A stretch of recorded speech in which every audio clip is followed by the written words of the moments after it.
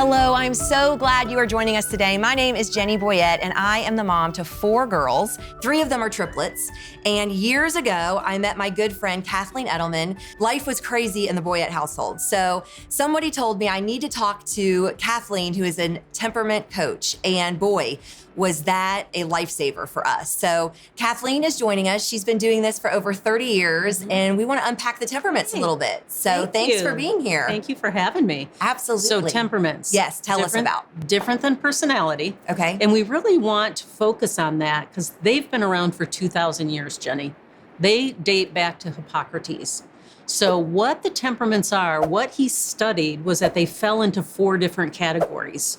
And that's where people naturally respond to things. So when you're talking about the temperaments, they fall into the quadrants. The top 2 are extroverts, the bottom 2 are introverts. And what that means in and of itself is the extroverts talk before they think. Yeah, like me. Yeah, exactly. There's no filter. They just start speaking. Yeah. The introverts think before they talk. This is a processor, an inward processor. Their thoughts and emotions go inward. So again, sometimes they have too much filter. So we want to first and foremost break down the temperaments in extrovert and introvert. Then you have people and task. So when you're talking about the task-oriented people or child, they're people who want to get things done. They want to produce something. They want to accomplish something. And the people-oriented, of course, they want to connect.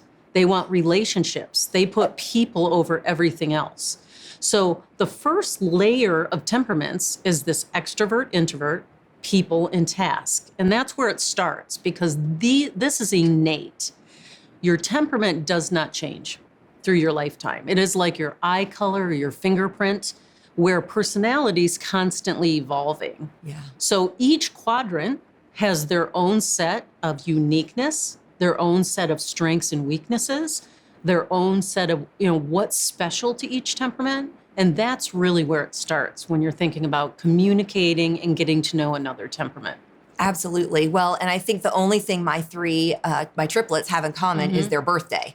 And that was the thing that you helped us with so much is learning what their different temperaments are. So, okay, well, let's take a closer look to the 4 temperaments. Let's start with the sanguine. Okay. Well, the sanguine is the upper left-hand corner, and they are an extrovert that's people-oriented. So this is a person that's not going to be shy to share their emotions or feelings, and they're going to want to be around a lot of people. But what really makes them unique is their strengths and weaknesses. They are inspiring, they're encouraging, they're optimistic, they're fun to be around, they're great storytellers.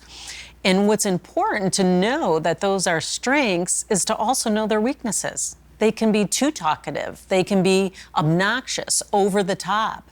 Actually, they can interrupt a lot. So just knowing that starts to help you learn how to communicate with a yellow and help them learn about themselves. But I've brought some experts. Yes. I've brought some friends with me. Yes. And so let's hear it from them about their strengths and weaknesses. Yes, and you may recognize one of these girls in there because it's one of the triplets. So let's take a look. Yes, it is. You can do this one. You can do this one. Just a simple little. Nice. Maybe like a. Is that your yay dance? What do you think some of your strengths are? My strengths are like being fun and energetic. So much energy. Like sometimes I have too much energy for myself. I don't know what to do with it. I fidget a lot with like my hands and my feet. Just like jumping around, like. Oh, like that? Yes. I just love like being the crazy one and having fun with everyone. Tell me about your friends. Have a lot of them. They're nice to me. They play with me. They make me feel good. Do you like to be alone? No, not really. It bores me. Yeah. So if you're thinking you're going to be alone, what do you do? Go where people are. Yeah. You're invited to a big party. Okay. Like a big party. Okay. You know no one. Perfect. Oh, that's perfect. Perfect. That was going to be my... Would you go? Oh, yeah. Yeah? How would you do that, though? Like, you're walking in the door. What's the first thing you would do? What's up? What do you think about chores? Do you have any? Yep. What do you think? Not so fun. What's your least favorite thing to do? I don't know, thinking. I don't think a lot. Do you ever get in trouble for anything? I don't think there's a day that goes by where I don't get in trouble. Okay. It's just, I'm loud. Yeah. Like, I even hear myself sometimes. Someone gave me a microphone one time. Yeah. I'm Batman. And I was like, am I really that loud? Mommy, come here for a sec. You have a lot of energy. What's your least favorite thing to do? Hopefully to do homework. Yeah. What do you think when somebody says make a 3, 5, 10-year plan? I laugh. Yeah. Because I'm like, I don't even know what I'm doing today. Why did the dog cross the road? Why? Because he had to go to the doctor. Oh. I want to dance with somebody. You know what I'm talking about? Oh, yeah. What did the triangle say to the circle? What? You're pointless. If there was one thing you could change about yourself, what would it be? Anything? Yeah. Anything. Anything.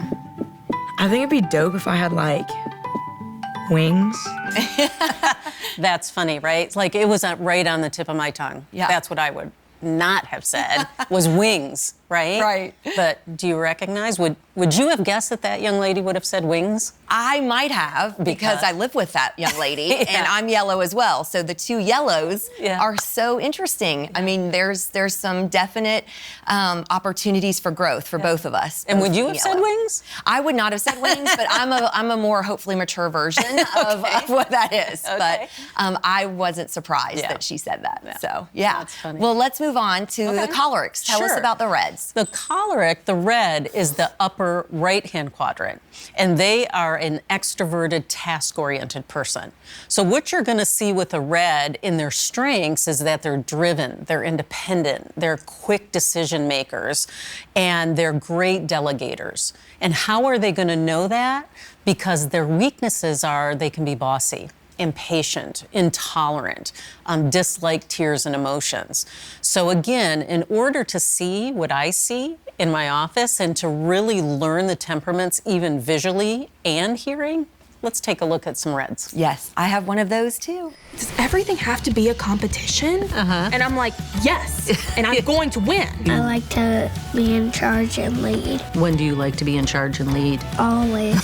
Always. Yeah, I'm independent sometimes. And then, yeah, I like to be in charge. I do not feel uncomfortable being in charge. It's something that if I see a need, I'm gonna go and fix it. Do you ever raise your voice? I think I do a little bit. Yeah, I can come off as bossy, but it like gets the job done. What would you say your best strengths are? I'm a really hard worker. I strive to be like the best person I can be. I feel like I can delegate. That is one thing that while I do have a tendency to take over, I at least give a person a chance before I do that. I can delegate it out, but then once they prove to me that they can't do it, that is when I start to take things back. Okay. What do you think are some of the weaknesses that you struggle with? Probably being bossy, impatient. I'm not trying to be mean. I usually say that before I say something because now I'm like known as like the rude one. So before I say anything, I'm like not trying to be mean, but this needs to happen, like blah, blah, blah, blah, blah. I do have a tendency to be bossy, which I mean, in some cases I'm like, dude, it works. Sometimes you just need that. But in others, they're like, okay, dial it back just a little bit. Do you ever get in trouble? Well, yeah. Sometimes I'll like want to be the leader and like a lot, and I'll just get really frustrated because like things aren't going as I planned or something. Do you think that you're misunderstood a lot? Yeah, Yeah?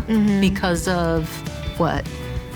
the way I carry myself, I guess. Yeah. I just want to get to the gist. Like, I'd rather not talk about something for 2 hours. I'd rather say it in 7 words that like gets the point across. Yeah. What do you think you want to do when you grow up? Something with business. Because do you want to be in charge of it? Yeah. Yeah. Yeah. Do you think you would be a good employer? Yeah, I think so. Yeah. If somebody is really annoying you. I let them know. Oh, do you? Yes. Yeah. I let them know. What would you say? Stop! Ooh. Yeah, that was good. That was a good. So, a little bit different, right? I Yes. mean, they're hard to miss. Well, and I have two, as you know, in my household. I do. So you can start to identify the temperaments pretty early on. And my youngest, you definitely helped me identify her. Well, again, when you really start to listen to understand and apply the temperaments, you can learn and identify as early as 9 months. But your little girl, Yes. right? She was like, what, maybe About 14, 16 months. when she was standing up in the crib, right? Yes. Saying, Mommy, Mommy, Yes. Jenny. Yes. Right? Yes. That's a little red. Yeah, and I didn't even know she knew my name. Yeah. So. Well, she was looking out of that crib thinking, how do I start to take control of this family? Yeah. Right? She's been doing that ever since. Exactly. Well, let's go on to our melancholics and Yes. our blues. Tell us Okay. about them. Well, the melancholy, the blue, is the lower right-hand quadrant. So this is an introvert that's task-oriented. So this, like I said, this is an internal processor, and they want to get tasks done, right? But they're in their strengths, they're very compassionate and empathetic, creative, but they're also very analytical and logical in their thinking. Those are some of their strengths. Some of their weaknesses, and these can be tough, they're critical, moody, judgmental. They can really take along every story remembering the negatives. So again, the best way to do this is to see it in action. So let's watch some of my blue friends. Let's do it. I hold high expectations for myself. Do you? I'm very sensitive. I'm like a perfectionist. Yeah. I just kind of feel a little bad for myself. I like to be early rather than late. I want A's in all classes. I like to be safe than sorry. I don't like to mess up. What happens when you do? I can be kind of hard on myself. Yeah. What do you think about like big crowds or noise or anything? I'm not a big fan of noise. Yeah. I have a very high nervous system. Okay. I'm nervous about going to school, nervous about, usually I would just wake up and then get all stressed out. What is your favorite thing to do? Probably to read a book. Really? Yeah, I really like reading books. I read National Geographic. You do? I bet you it gives you a lot of information. I know the tallest building in the world, What is it? the Burj Khalifa. I like the Harry Potter series. I read the whole series in a week. Go fishing, swimming, soccer, guitar, makeup. Wow. Just- Fishing. yeah, Yeah, what you Just- thinking when you're fishing?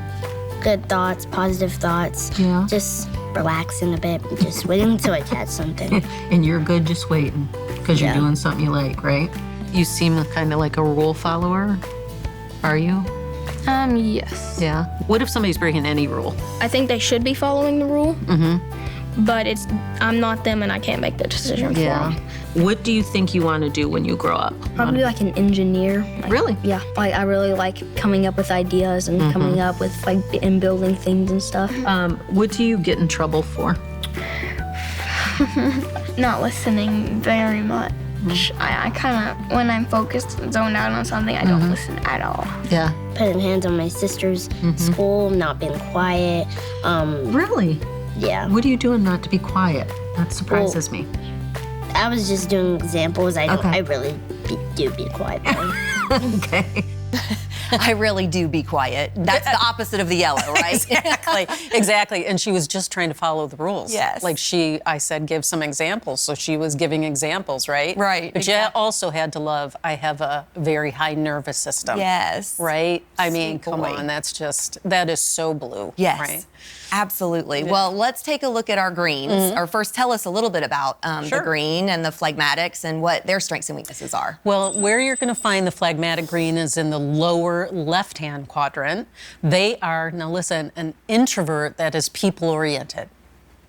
So right there, you kind of feel like, something sounds a little off there. But you're talking about a person that thinks before they talk, but prioritizes people over everything else. Yes. And they make fabulous leaders of people, Jenny, because they're kind, they're considerate, they're great listeners, right? They're easygoing. And again, how are they going to know that? Because they're going to have to know their weaknesses. And this person can be extremely stubborn, they can be sarcastic, indecisive. But again, the best way to see that is to learn from the best, Yeah. right? Let's watch some of my green friends tell us. That sounds great. Let's check it out. Okay. So your perfect day, what does it look like? Oh, doing nothing. Well, I will just watch TV. I would invite a friend over. Tell me your absolute favorite thing to do. Read. Reed? I like getting alone time, just having time to self-reflect. What's the least favorite thing to do? What do you not want to do? Most of the time, it's just get out of bed. Interesting. I mean, I don't like school. Okay. What stresses you out? Usually, like large groups of people. I do not really like that much noise. So I like keep it quiet. I enjoy smaller, like one-on-one interactions, but when I'm with a lot of people, I don't find it as pleasing. What would you say some of your best strengths are? Sleeping, Yeah. eating all the food, Probably bringing like peace and joy to people. easygoing, sometimes. What are some of your weaknesses? My mom says that I'm very stubborn. Lazy. Yeah. I frequently have massive stack of laundry outside my room.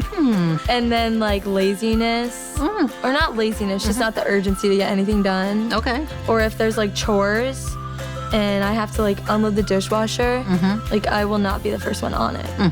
And what are they saying to you? Put away your laundry. Usually my mom is like, you've got all this laundry. This has been here for 2 weeks. Go put it away. I'm like, I just like to walk out in the morning and be like, wear this. Great, throw it on. Because it's so convenient right there, all clean and You just folded. walk out. It's right there. You don't even have to go. That's great. Well, and this is what was so helpful because I have the triplets and Yes. you guys saw identical twins in there. One is red and one is green, and they shared a room. And I was so confused before I met you and started to understand the temperaments of why is one completely organized, structured, makes her bed every day, keeps her shoes lined up and perfect, and then the other one, her stuff is everywhere. I just couldn't understand that. And you really helped me understand their innate wiring and that it was maybe a little bit more of my expectations than it was them. It was So- absolutely your expectation because what you have, Jenny, is polar opposites, right? One that's productive and one that even in her own words says, not the quickest to jump in and do something. Yes. True. But she does get things done. She does. Just on her own time frame, Yes. right? So expectations are huge. We have to consider the child's wiring before we put expectations on them. Sure. And that is so important because what we have a tendency to do as adults is we put our expectations on them. Yeah. And when we do that, we're not considering the child's wiring first, and it usually doesn't end well. Right. No. So understanding the child's wiring first is going to help with the expectations of them. Well, and that doesn't mean you help me think through. That doesn't mean that she should just be messy all the time. No, not at all. It was the right way to approach that in the conversation and how to speak to her in a way that she can hear the need for the room to be picked up. Right. She literally speaks in a different language. Yeah. Actually a different language than her identical twin. Yes. Right? So it's learning those languages. Absolutely. For example, your red's productive. She's task-oriented, so she's going to do things to be efficient, right? That does not mean your green isn't capable. She's just looking through a different lens. So we have to go to what the green's interested in order to motivate them. So for example, for her, she may be very interested, because she's people-oriented, in having a friend over. So it literally makes more sense to her to have a clean room, to have the friend over. Right. Because just in general, to have the clean room, she's going to get back in the bed That's anyway. exactly right? what she says. So, Yes. So why does it need to be made, right? Right. So it's just learning the language and learning how to motivate them within their own set of strengths and weaknesses. Yeah, and that's been so helpful. Such a Yes. game changer for me. Absolutely. Yeah. Okay, so you have helped me so much, and I want you to be able to share the tips. So for any grown-up that interacts with kids that's listening, what are some next steps or tips that you could share? And Jenny, I wouldn't even say that this is just grown up to children. This is communication in general. Yeah. The first thing we have to do, and I say this all the time, is to pause. We've got to take that breath because the words you use are the words you choose. Yes. So pause. Listen to understand. Most people listen to reply. Yes. And then you're missing what the people are actually saying, right? So you pause, you listen to understand. Then we want to validate. Yeah. We want to make that paradigm shift and know that we're speaking in the other language. And that's exactly for speak their language. Yeah. Speak so they can hear you. And then Every single conversation will be different. Well, and you've helped me with this so much with my red daughter of validating her. So let's talk through that just a little bit, or give an example of how I could validate her and then speak her language to be able to communicate better.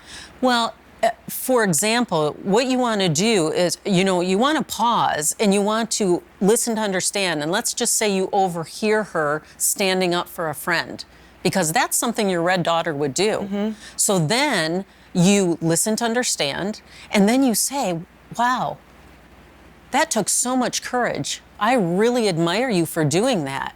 Show me how you did that. Let me know what you were thinking, because I would have never thought that way. You really got that done quickly. That was very admirable. Okay.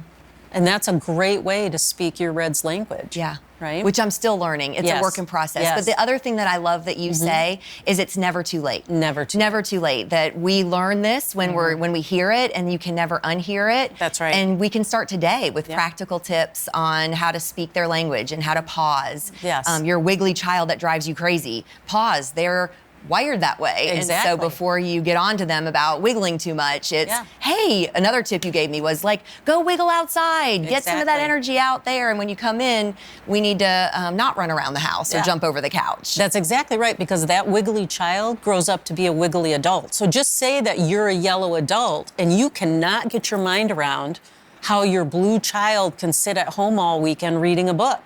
Yes. Right? Or maybe you're that red productive adult that was like your 14-month-old, right?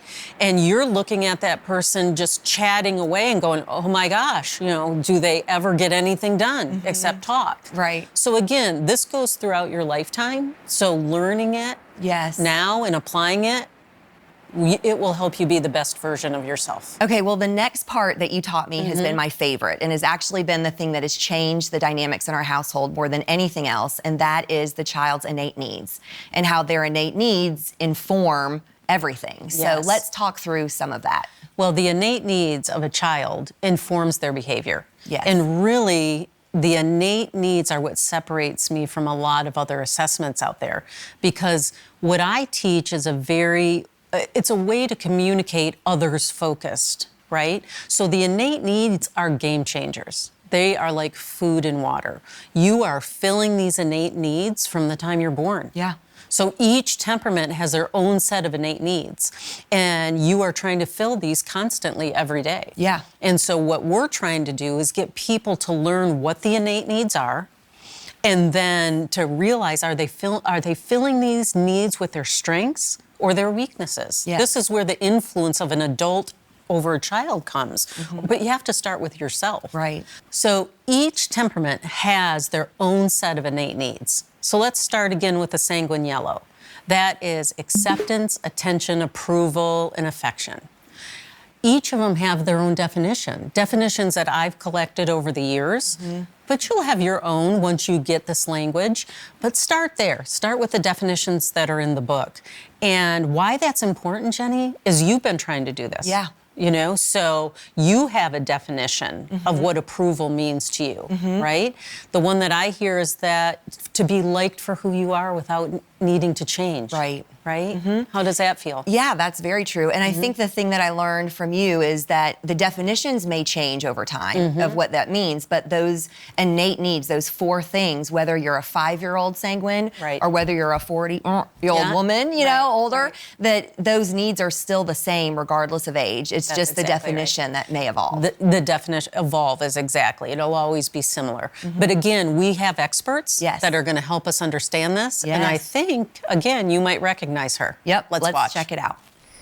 I love being the center of attention. Like, I love getting on the middle of a stage, like, in front of a bunch of people, making a fool out of myself. Like, I love when people give me attention. But, like, I feel like the people who are closest with me and know me the most, and, like, instead of just giving me attention, it's more important to have eye contact and be like, hey, like, listen to me. Like, listen to what I have to share with you. I would say is more important with the people I'm closest with. Yeah. So what do you find yourself doing to get attention? I find myself doing a lot of things, whether that's video making or playing sports or like hanging out with friends. I love making videos personally. Yeah, tell me about that. Just, everyone has their own things that they do or things that bring them joy, but for a while, like, I make these videos on Instagram or sometimes TikTok where people will be like, hey, like this made my day. Like it's really cool, like to get like there's millions of people in this world like on social media, like that's taking over like everything we do today. And like for people to scroll like and you to get their attention to stop and watch your video and for them to be like, whoa, like something's different about that person. Like what makes them think those certain things, like that's like huge to me of just being able to get one person to look at something. Okay. So that was great. And this is one of the triplets, Yes, right? it is. Yes. And so we share our innate needs of yellow, sanguine. And it has been interesting when we started meeting with you of seeing how her need for attention and my need for attention, though that feels, I almost kind of don't want that to be one of my innate needs. It feels like needy, whiny in a sense. But I understand what she's saying in there and feel that myself. But my other girls at the dinner table, specifically my red daughter, would just be like, be quiet, sit down. We don't need to hear all about your day. Yes. And so being able to articulate and her understanding what her sister's needs are, it's not that she has to dominate the conversation. Right. It's just that she wants that focus, that eye contact. She's excited to tell the story, Yes. right? And I'm not even gonna just say that attention sounds needy. What I hear in the office is all the yellow innate needs sound needy. Right. But again, they are. Yeah. They're your innate needs. Yeah. So it's really, that's why the definitions are so critically important because what attention doesn't necessarily mean being the center of attention. What it truly means is that what your daughter was looking for was your full focus and eye contact. That's what she was hoping to get from her sister. Right. As she told her stories, because one of her strengths is she's a great storyteller. Yeah. Right? So again, understanding between the two of them the innate needs, that helps prevent that dulling of the sparkle. Yes. And then your yellow can look back at the red and show her loyalty, which we're going to talk about next. Yeah, and let's say, what about your story? Yeah. Right? So let's talk about the reds. Yeah, let's do. Okay. So the red's innate needs are loyalty, sense of control, appreciation, and credit for work. And you can see right off the bat, those sound a little more task-oriented, Yes. right? They're looking to get things done. So again, unchangeable. They're trying to fill these since they were little. You have that small red child, even as a child, they're dragging that chair twice their size over to the pantry to get a snack. Yeah. Because why? They're independent. They're making a decision. You know, no need for mom's help. So even when they're that small, these innate needs are going to surface. Yeah. But again, let's watch some of our friends tell us a little bit more about the red innate needs. Let's do it. What if it's not getting done? Like, what happens? I do not do well when things are not getting done. Yeah. So that's a little hard. Yeah. But it's one of those things where, I mean, it can be down to the last minute and that will drive me absolutely crazy. Yeah. But it's gonna get done. How does it get done? Either I do it or I hound someone until they do it. Oh, yeah? What does the hounding look like? It is definitely probably not the best way to motivate people. Yeah. But it's one of those things that I see something that needs to be done and I'm like, okay, we got to do this. And it's just for example, like I had a big thing that I was having for our thespian society because I'm the president. And so, yes. Yeah. And so it was one of those things I was like, okay, I need this from everybody. I needed all of your point system. I get 2 people respond. I'm like, okay, I need this by this deadline, knowing I'm gonna get it 2 days later. I set it up so I would get it by this deadline. A day later, past the deadline passes. I've gotten 3 out of 7 people. Another reminder goes out saying, if you do not get it to me, this is not going out. All of you are aware of this, correct? I get 1 more person, and it gets down to the point where I don't get people. I'm gonna go with what I got. Yeah, you just move on. Yeah, because you feel like you've given them every opportunity. Absolutely. You find out that one of your friends said something behind your back. Like, what would I do? Yeah. Well, I would know that to, like, never trust him again. Yeah. Yeah, I don't really believe in second chances with trust because it takes a long time to earn. I mean, I would probably go to them first and just straight up be like, yo, did you say this?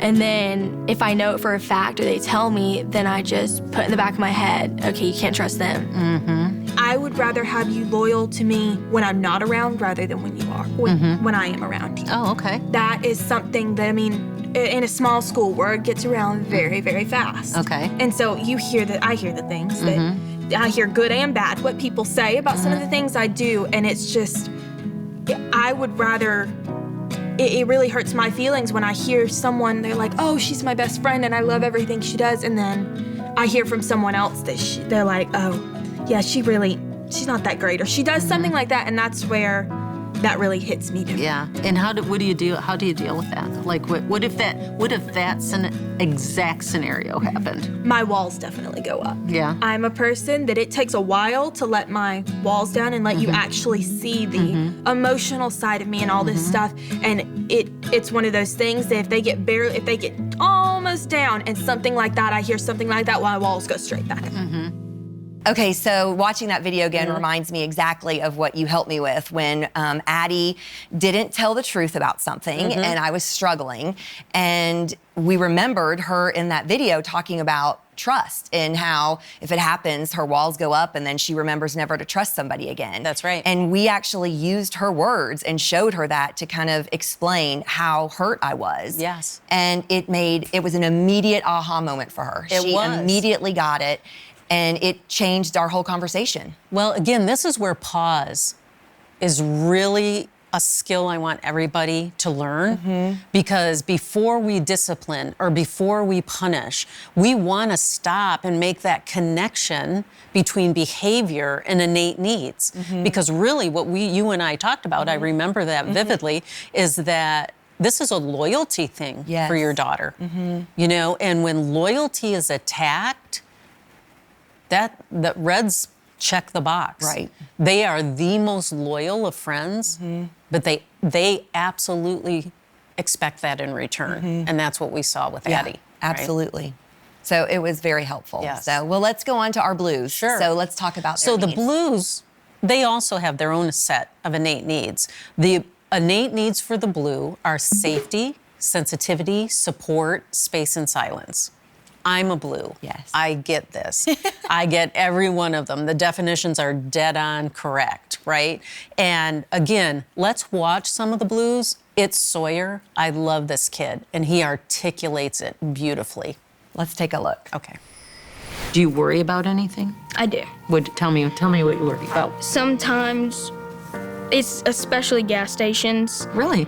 Whenever we go to gas stations and one of my parents or something like that is going into the station to get something, Okay. I worry about them because gas stations are very sketchy.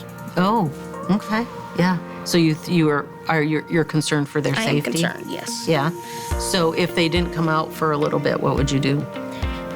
I would stay put because I have to make sure that they're safe. Okay. And if there's a lot of people in there, I wouldn't go in case there is some issue because I think that they can handle themselves. Yeah. That the safety thing's big, huh? It is. What do you think about like big crowds or noise or anything? I'm not a big fan of noise. Yeah. I like it quiet. I like a quiet space where I can just be free and not have anybody else to tell me what to do. Yeah. And what about crowds? Like, you know, I mean, you just said space. I guess I mean, what about noise and chaos? I deal with noise every day. Our class is called the Zoo Crew. Really? Mm-hmm. So how's that land with you? Not great. Yeah? The only reason that most kids in my class don't finish their work is because they're talking. Really? And what are you doing? I'm working. Yeah. I try and zone out. You just try to block them right out when you're doing that? I try and get the back of the class. Oh, really? And because that's the safest, really, because everybody wants the front because they can see. I think the back is better. Okay. And so you do what's best, right? Gosh, he is so great. So tell me, as a blue adult, are Yes. gas stations sketchy for you? They can be a little sketchy. They can be. Okay. You know, we have to trust that surrounding. I mean, safety's a real deal for a blue. And that's why I want adults to know that blues are going to have that Are they safe? Is the relationship safe? Is the environment safe before they really step in? Yeah. That's why I always cringe when I hear stories about parents pushing blue children onto a playground where it's strangers to them, right? So we want to know that. We want to know that, you know, safety is a big deal. Well, and another thing, as a yellow mom with a blue child, I'm like, go, go, go, go. Yes. And that space and silence is so crucial for them that it helped me know not to push for the activity so much. Exactly. And that they actually need that downtime. Yeah, just some processing time. Yeah. You know, and then they're, again, if it's something they're interested in, Sure. they'll be all in. In fact, they'll do all the research about it, right? that's right. Exactly. Okay, so let's move on to our greens. Tell us about the phlegmatics. Well, you know, I'm married to a kind phlegmatic green. Yes. You know, I've had that no sense of urgency for 33 years, right? Oh, yeah. So that no sense of urgency comes from the green's innate needs. Their needs are harmony, feeling of worth, lack of stress, and respect. And what I really want us to know and understand is that these words on these charts are very intentional, because sometimes these green children, they're so kind and so quiet, they can fall through the cracks. But let's watch that with some of our green friends. Let's do it. What stresses you out? Home-wise, conflict. And if there's any, like, I can, like, feel the tension. I'm like, oh, no, I have to go up and read. Probably like people having conflict, drama, Oh, people being mad at me. okay. What stresses you out most? My siblings. When I'm trying to watch TV, they're always like screaming and wrestling across the floor. What about if you hear your sisters arguing in another room? Is that stressful? Sometimes when my mom says, do this, they're like, you do it, you do it. I just do it so the argument could stop. Yeah. What if people around you, all of a sudden, they are just at each other? Well, I'll try and step in and like calm each other down and like see like where they're coming from and stuff like that. You just don't fight with your friends? Even if we do, I try to like end it as soon as possible. Because? I don't want to like have like tension between me and my friends. Yeah. Do you feel like you get respect at your house? Not so much. Yeah. Just because they were so used to me being like the peacemaker and just being like, okay, fine, like I'll get the short end of the stick as long as you are happy with like your side. And so they just got used to that. Since I'm the middle sibling, it's always my older brother and my younger sister who are best friends, and I get pushed out of the way. Do they even hear you? Nope. Nope. So I don't feel very respected then, but I kind of just deal with it. Yeah. How do you deal with it? Ignore it. Oh, our sweet greens. I know. He just wants to ignore it. And that's so important because that's what we want. That is that no sense of urgency. And what I even love that we talked about is they appear lazy, but they're not really lazy. They just work in their own time frame. Right. And that's okay. Well, and once they know their strengths and weaknesses and they know their needs, I feel like the idea of them advocating for themselves Yes. and speaking up, they actually become more confident to do so. Exactly. Which has been so helpful. Yes, exactly. So one of my favorite sentences that you've ever told me was, Jenny, every word you use is a word you choose. Let's talk about that a little bit. Well, and that's exactly right with everybody. You know, you choose the words that are out. You either are hurting or helping people. And when you're talking about children, the words you choose to use are either going to build them up or it's going to tear them down. Actually, that's with every conversation. Right? And you know, I have a yellow child as well. And I can remember her just wanting to bring joy and inspire the neighborhood. So she's dressing up as Elmo, pushing an Elmo stroller, having Elmo in the stroller. And I'm mortified as a blue for her safety, you know, and her sensitivity and where she's going. But she wants to go door to door and bring joy to the neighborhood. Oh, gosh. So again, I have to see through her eyes and watch her go. And I'm thinking, oh my gosh, I hope the person answers. I hope they don't slam the door in her face. I'm nervous. I'm afraid. And she goes to the first door. They smile at her. She goes to the next one. And then she comes back. She's done. And I was like, you're back. And she's like, well, I did it. Like I brought joy to the neighborhood, right? So again, it's me looking at her and go, you did bring joy to the neighborhood.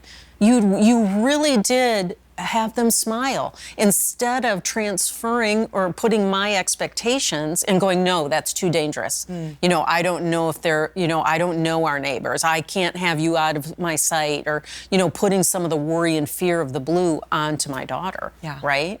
So it's so important to know, am I building her up or am I tearing her down? For the reds. Yeah, let's talk about the Yeah, reds, you because have they're a very red. strong, and sometimes they want to be in charge of even the house, or sometimes I wonder if my child is in charge of me. Yes. By the way she talks to me Yeah. sometimes. And again, that's your child, that's the one we talked about, Yeah. that's decisive in doing things. And when they're doing that, and sometimes you're busy, what might you have a tendency to say? Don't do that. Stop. Right. And what do you think that happens to a... Well, I've seen it happen. Then Yeah. it just amps her up even more to go accomplish what Yeah, she that wanted means to go start. do it Yeah. to a red, right? So instead of that, what are words? That's what we want to do, that pause. What are words that would build her up instead? Maybe it's, oh my gosh, that was so, I admire how decisive you were. You really made an independent decision. Tell me about your decision making. Yeah. I would love your opinion on that. Like, I want to see how you came up with that.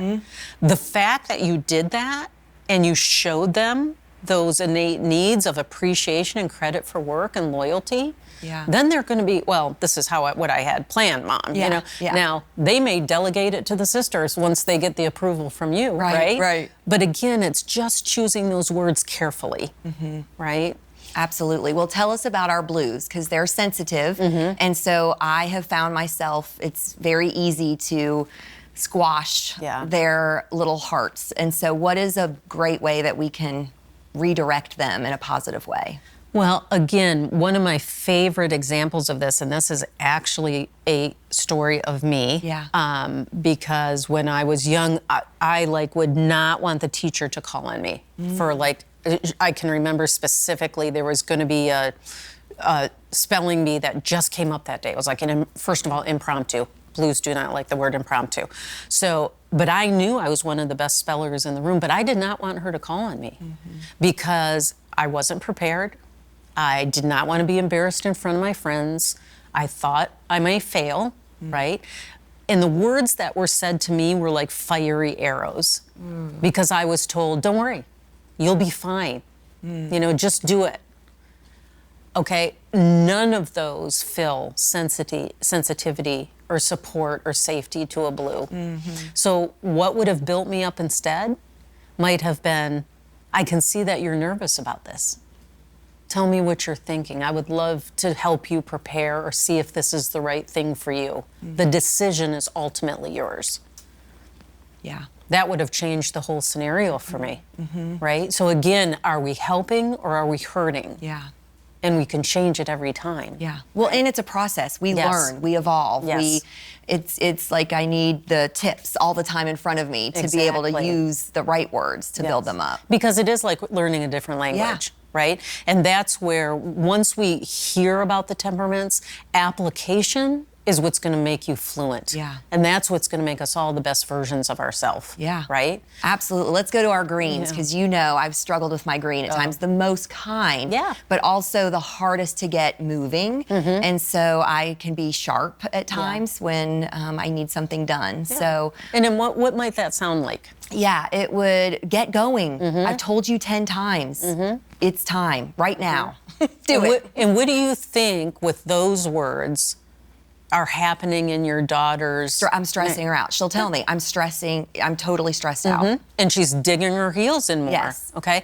Because again, that's going directly against those innate needs. Right. So really, maybe looking back at what they were successful in and saying to them, oh my gosh, thank you for being so flexible. I know you're gonna get this done. Honestly, if everybody in the world was as kind as you, we would live in a great place. Yes. Thank you for doing that. Yes, well, and you taught me with her as well, they are people oriented, so to come alongside her. Sure. Like her just having to sign up for the ACT and figure out all that stuff was completely stressing her out. But Yes. when she could bring her computer right next to me and we could do it together, or at least I got her started, I ended up walking away and she was totally fine. It's not that they're incapable. No. All the temperaments are capable. All of them can do, none of them are put in a box, but they're all gonna do things through their own wiring, right? And what we do wanna influence everybody, especially children, is we do not use our temperament as a weapon or as an excuse. Yes. Right? Definitely not. Yeah. Well, this has been so helpful. I mean, you've helped me over the years. I know you've helped the audience, and we want to leave you with a video that really shows the importance of this and how choosing our words can make a big difference. So take a look. Take one. How are you? Good. How are you? Good. I'm so glad to see you. At your house, what do you hear your mom and dad saying most often? Get off the couch. Come over and do the dishwasher. Oh, go clean your room. Oh, hurry up, hurry up. And you need to do your laundry. I'm not warning you again. Be quiet. Why? Because we're really loud. Who took this? Who ate that? Why'd you do this? Why'd you do that? You're being distracting. Yeah. Like, I need you to tone it down. Clean your room, do your chores. My dad says no. That's like all I hear. Okay. And what's your mom says like, hurry up. What have you done productive today? To unload the dishwasher, to clean the table, to wash the dishes. Remember to bring your lacrosse stuff to lacrosse practice. Clean up your desk. How did you not find that? It was right there. What's the nicest thing somebody's ever said to you? I'm funny, and my teacher says I have a good imagination. Someone said I had like a really nice personality Mm-hmm. and that I can be really respectful. Your smile's contagious. One of my friends said like, you're the best person in the world. Really? How did that make you feel? Like somebody really cared about me. Yeah. My coach, I love him because even if we don't win or don't have a good game, he'll be like, you guys did good, and he'll tell us what we did best and what we need to work on. I like hearing good things about myself from someone else. Yeah. Has anybody ever said anything that hurt your feelings? You're so obnoxious. Really? All the time. I hear that maybe once a day. Those little comments stick with me all the time. Someone at my school said I wasn't good at like a certain sport we were doing for PE. It made me feel kind of sad and that I should stop trying it. This kid said I was a waste of life. Oh, really? It's just no one's a waste of life, in my opinion. That's right. What's the very favorite thing your mom and dad have said to you? That they're proud of me. Yeah. They said you're gonna do great things one day. I love when my mom and dad like say I'm awesome and cool and like they love me. I like to hear like good job, well done, congratulations, stuff like that. Yeah. I think it's I love you. Really? I really like that. My mom says I'm special sometimes. Yeah. And my dad says I'm a really hard worker. Well, that must make you feel very valuable. It does. She says like I'm beautiful, smart, pretty, and stuff. Yeah. Makes me feel nice and makes me feel more confident and positive. My mom always tells me that like I'm the most determined, so that's always stuck with me. Like if I have a project, I just remember like I'm the most determined one. Like, if I actually want to get this done, I can do it. My dad tells me very frequently, and my mom tells me this a lot too, I'm glad you are my son. I just love that. If that doesn't give us motivation as parents, right? To just be so careful with our words to build them up. So children are the purest in their temperament until the world starts telling them differently. Yeah. So they're going to say exactly what's in their heart. Yes. Right? Thank you so much for You're being welcome. with us. You have taught me so much personally. Thank So you. I'm excited to be able to share your new book. It just you. came out. So A Grown-Up's Guide to Kids Wiring is Kathleen's new book. It gives you a ton of tips and tricks.